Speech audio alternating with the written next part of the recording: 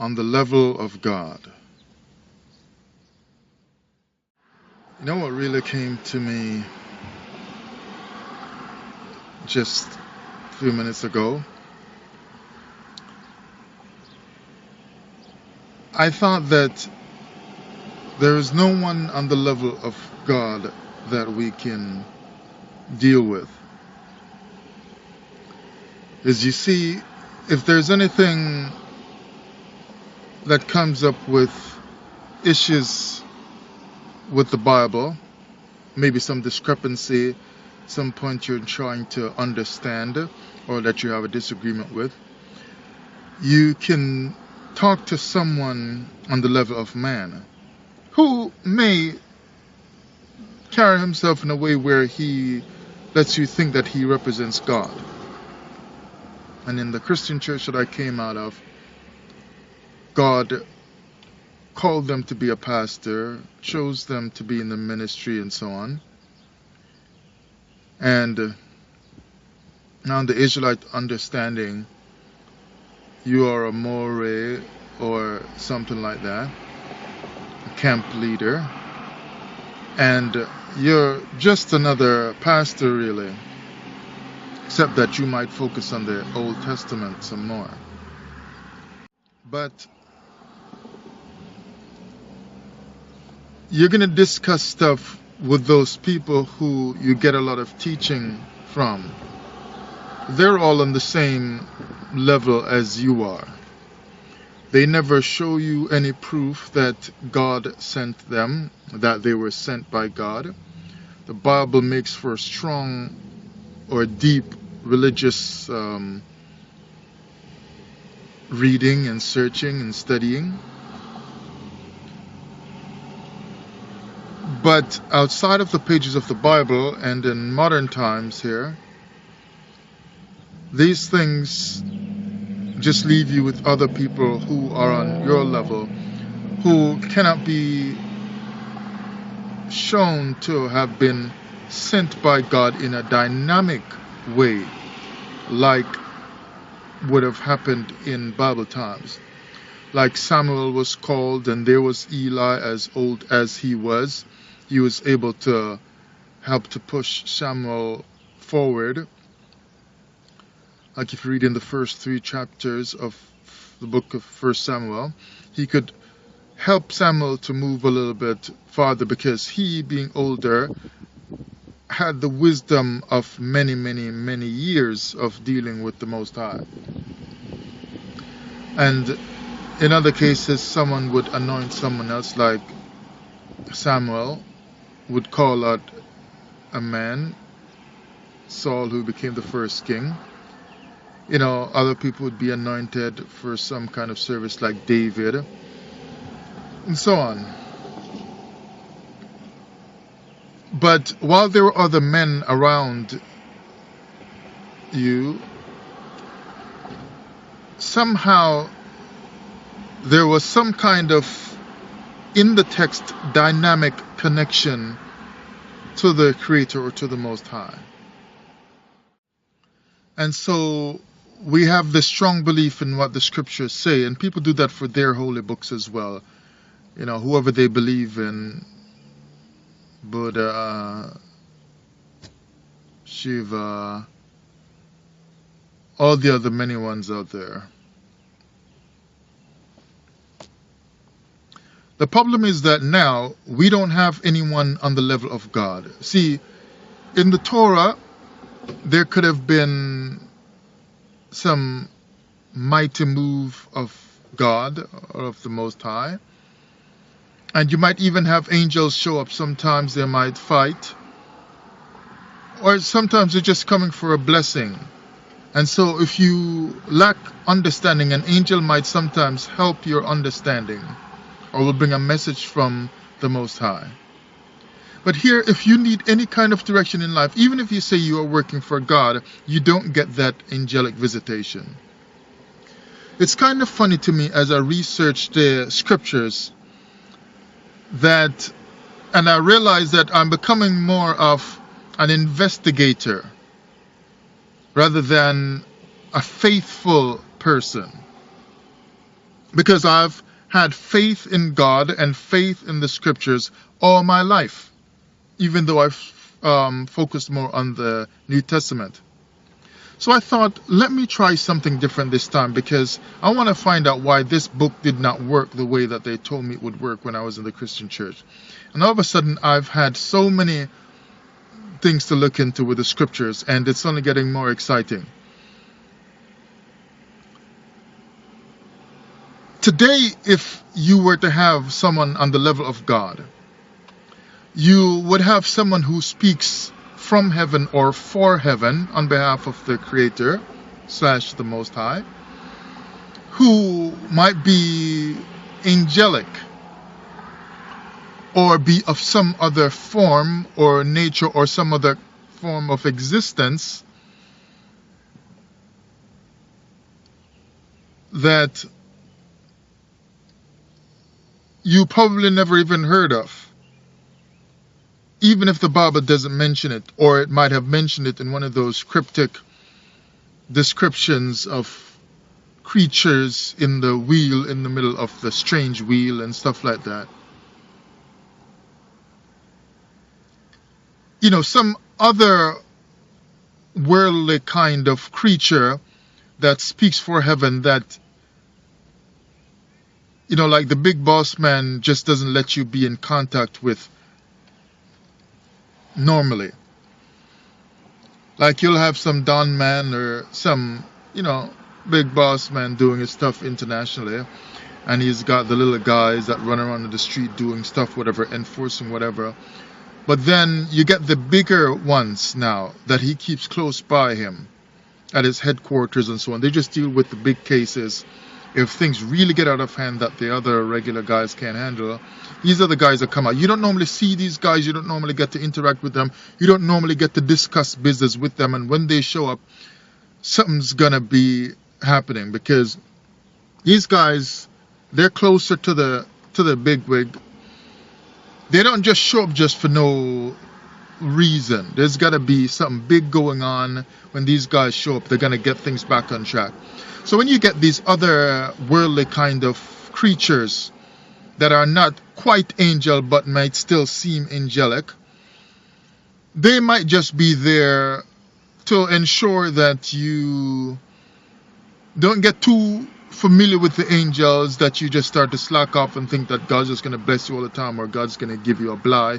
He's going to let you pass through because maybe the angel had pity on you or something like that, or you believe in angels so much you respect them, whatever, so they treat you a little bit nicer. Now, these other kind of creatures, they'll knock your dome in to make sure you know, don't mess with the angels, don't mess with the system, don't mess with heaven, don't mess with the Most High.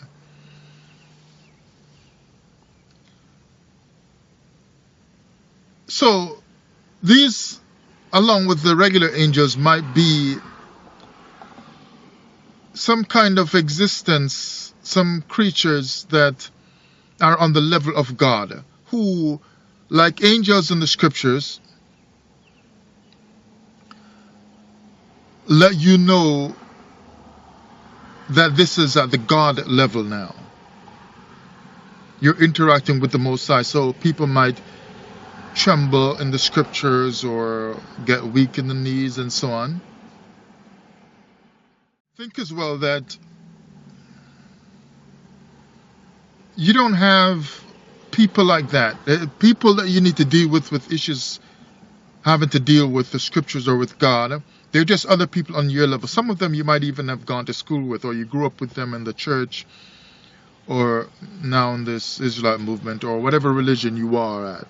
This is not just for Torah things, I guess. You can use this thought with any religion.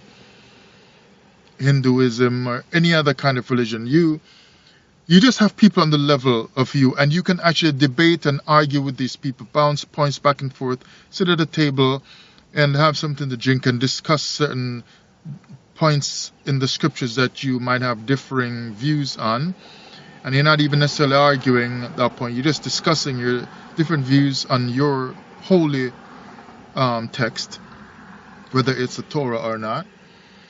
But these people are all on your level, but nobody on the God level, whoever you call God, the Most High in the Torah, or whatever other God you worship in your religion, there are always people who dress, they wear the same kind of clothes like you, they have a 9 to 5 job like you, they have children like you. It's all people like you. Nobody's on the God level. So if any one of your religious leaders are deceiving you, leading you astray, deceiving you, you don't have anyone to appeal to, anyone to go to, because the other people on the same level as you, they might be deceived as well.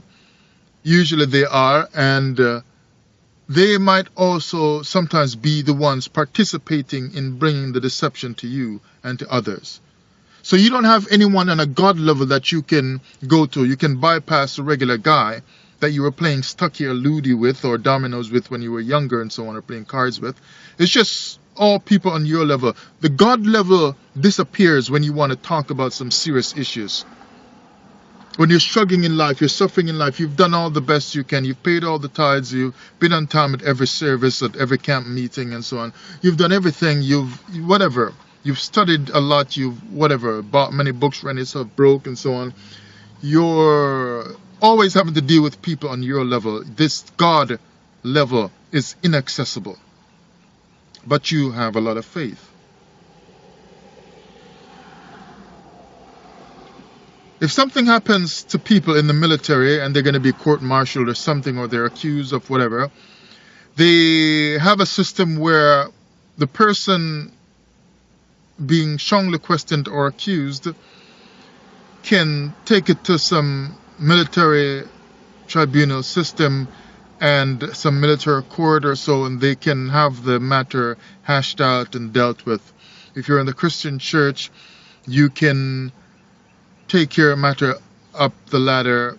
You got like the regular ministers, evangelists and so on in your local churches or missionaries.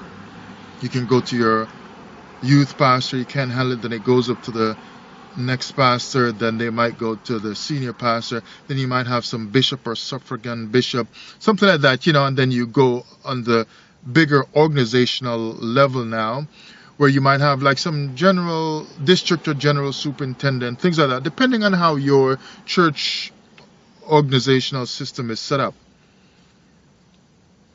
So you can go up the ladder and you can bring things up higher to get it discussed some more, to have proper decisions or rulings made on certain matters within your church system.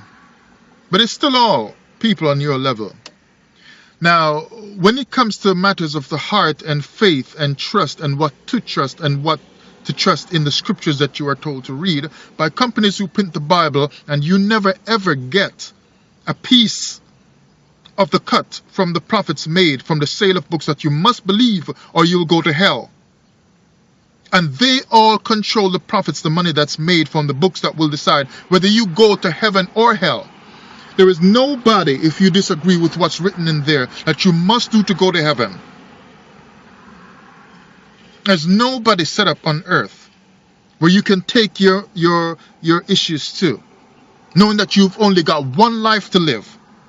There's no one on earth that's set up that you can appeal to, you can cry out to, you can bring a case to in some kind of spiritual court, because everybody who says they speak and work for God and they're at some really high level, they're already rich, they own mansions, their spiritual building look like mansions, they make all kinds of profits, they've got loads of people working for them, they're millionaires and multi-billionaires, and you still are giving them the little money you make from your 9-to-5 job when you're living half a paycheck to quarter a paycheck. And they've got so much money in their riches, with their riches, that they don't need to work for the next 2 or 3 lifetimes if they were able to live like that long.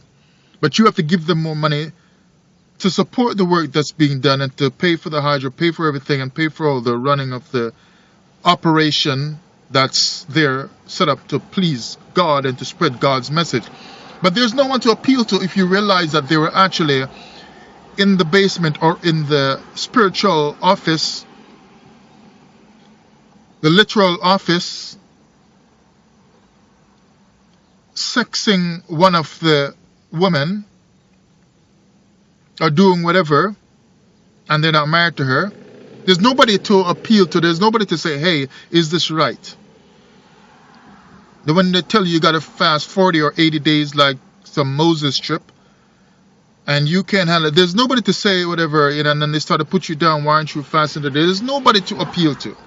I remember when might have told you this long time ago in another video, I was younger, probably a teenager at that point. This man came from the US to visit our church in Jamaica. I can't remember his name now, but I would remember him if I see him. Nice brother, we liked him though, and older man, I was just a teenager at the time. We had some crusade going on for a few days or a week or so, maybe a 3-day crusade, and we were all supposed to fast. And I was one who usually didn't miss the fasting times when I was younger in the Christian church. Like we were all into it, right? And I think I did the 2 days, but this one day I did not fast. But I was there at the church. I think it was summertime or holiday time, whatever. But even though I wasn't fasting that one particular day, I was there at the church in the daytime doing a lot of stuff. I was a part of the sound team, and I was helping doing the sound stuff. Plus I was setting up a lot of tables and chairs and so on for the overflow, whatever, you know, I was doing a lot of stuff, right? And we were cleaning up and doing painting and stuff, whatever. I was there doing the work of the Lord, for the work of the church. So the other days I fasted, but that one day I didn't, and I was doing all this stuff. I don't know why. I probably just didn't feel like it or whatever. I don't know. That visiting pastor looked at me and asked me, with all the work I was doing, and I used to sit on the rostrum as well, because that's where we ran the sound from, at the side of the rostrum. And he said to me, you got some spiritual, what did he say? Some spiritual, I can't remember, but let's just say some spiritual permission why you don't have to fast today like everyone else. But he used a word that was different from permission, like a word that made it sound like God actually gave you the right, the go ahead to skip the fasting, but the word was still piercing at the time. I was so embarrassed, you know.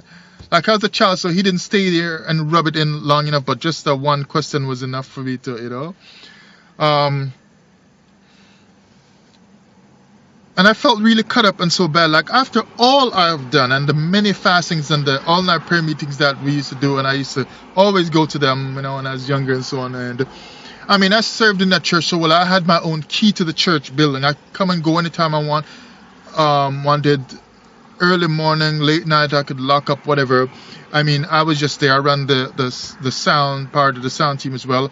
Had a key to the church, also had a key to the sound room and so on. Like I was just, you know, and I did the sound for the church, plus helped to do the recording for the radio program and so on for the church. We had a gospel magazine, I think every Thursdays that came on the radio. I recorded that, edited, and also was a part of the team that did the main radio broadcast every Sunday night. I remember 11:15, I think it was on RJR, 11:15 p.m. every Sunday night. So I mean, I was very, very into the church scene, and I felt like, looking back at it now these days, it's like what more in the world did I need to do just to have one time where I just didn't do that fasting and God not be displeased? I mean, it's like when you deal with religion, you just can't slip for any goddamn reason, or you are the most sinful person you have ever been in your life at that point. That you are commended and praised when you're quote unquote living right or doing whatever is good and normal in that religion. And so now I realize that there is no one set up that you can talk to that's on the level of God, that might give some different kind of response or some better understanding. Because when you are pressured day in and day out by religious dogma, religious teaching, something, people, must be wrong. I'm not the most accomplished stuff in religious studies, although I've given my time to it, and I'm still reading and learning and studying and so on. But after all these years, I'm telling you people, no religious teaching that I've ever heard of gives anyone the right to pressure the life out of you because you're slipping here or there, or you've gotten a little weaker here and there. Like, God damn it, man. Like, people are just people. Like, come on. Now, if God shows up and tells me himself, yeah, you're the worst demon on earth, okay, then let it be, and then help me please to figure out how to change that. But he never shows up to tell me that. It's always in the Torah. And it's funny that people were doing all their things like David and whoever else, but people do this stuff today and they don't get this punishment in real time or in a dynamic manner. When I first came to this Israelite understanding, how people were just on me about, oh, you gotta grow a beard and a long beard coming down, jogging it on the floor, trying to make sure you don't trip over it when you walk. And then I looked and I saw other brothers that don't even wear a beard, and they are the most accomplished in their studies and their teachings and so on, and running their camps and so on. Some of them wear it sometimes and then some don't. Some never wear it at all. Some wear a little, and it's like, and they would try to curse and fight and whatever, wears a beard, and they're doing that to so many other people. And I realized, this stuff just, like if I don't know. Oh man, like I just, sometimes we pressure people over some little things, like, I mean, when I get to the beard part, I'll study it. Of course I've read it, but I haven't studied it. I gotta study stuff these days. For myself. No one on the level of God ever shows up. Think about it, people.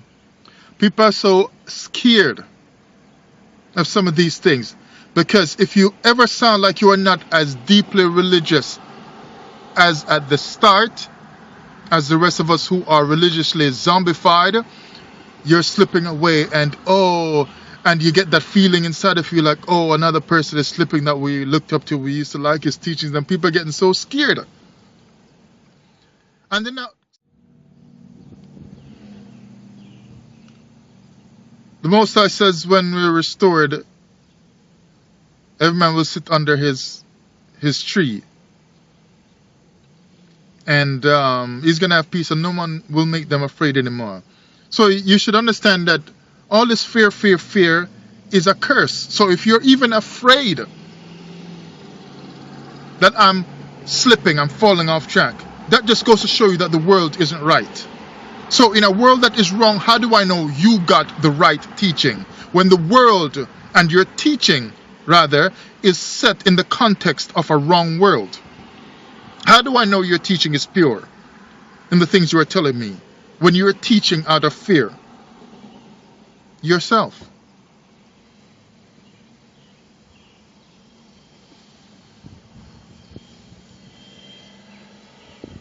Because nobody taught Adam. The precepts assure me that Adam got his stuff directly from the Most High inside of him. Nobody taught him. The moment someone else who was not God taught, then earth fell, so to speak. And that was with the story part with Eve.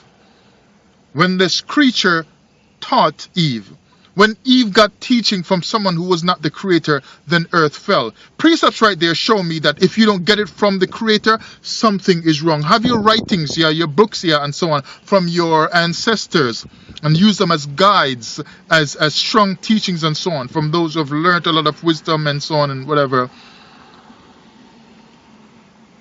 But is there anyone on the level of God that can prove to me and prove to you that God gave these writings exactly the way they're given? If not, then cut me some slack.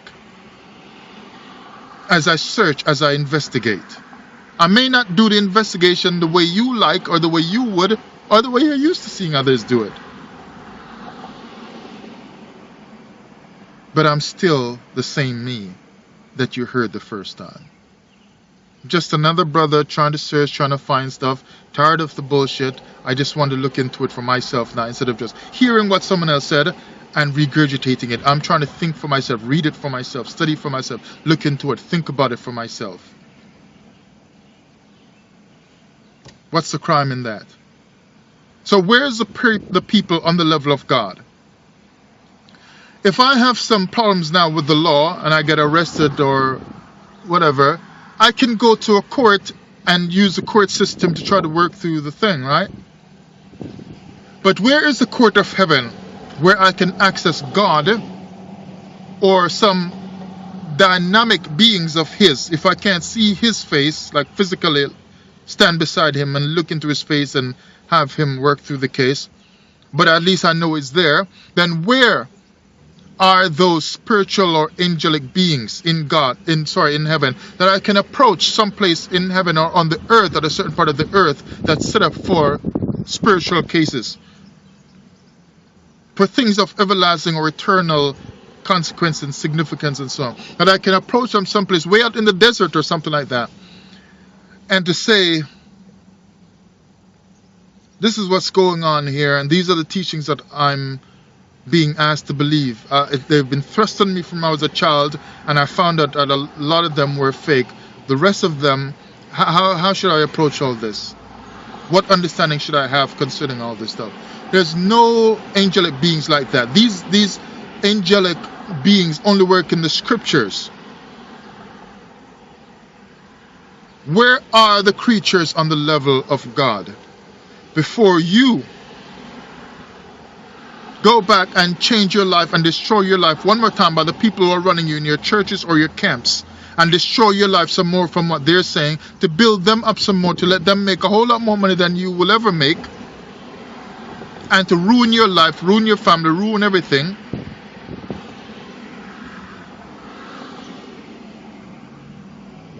Why don't you ask the question, where is the prophet from the Torah that would speak on the matter and give a word from the Most High in a dynamic manner?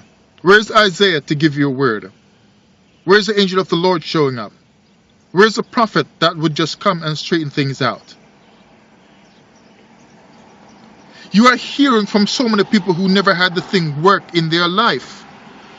To be a good teacher or a strong teacher is not what I'm talking about. But you've trusted in all of those. But the people in the Torah, they didn't just trust in all these strong teachers in their times. They could trust in a move of God, evidenced by angels and by prophets who worked in real time and could come back and say, I just got a message from the Most High. When they told you, the thing would come to pass. Where are those people who move on the level of God, whether they're angel or man, whether they're prophet or not? Somebody just comes. When I say prophet or not, I mean some prophets didn't seem to be given over to a prophetic life day in, day out. Like Spirit just came on them and they just got a word for that moment, right? Where are those people today? But you ruin your life serving the person who's your teacher. I'm not saying leave them and stuff like that. I'm just saying think for you. Maybe if you can bring yourself to a better place in all of this, in your religious life, religious searching and so on. Maybe if you can bring yourself to some better understanding in all of this, maybe you would serve or assist your teacher, your more and so on, and your pastor in a much better way. Maybe. So you see, he doesn't have to turn out to say, I'm cursing you, telling you, leave them. I'm just saying, you're serving them so much. When are you going to start serving you? Serving yourself with some deep inner questioning and searching and studying and looking into it for yourself. When are you going to pay attention to you?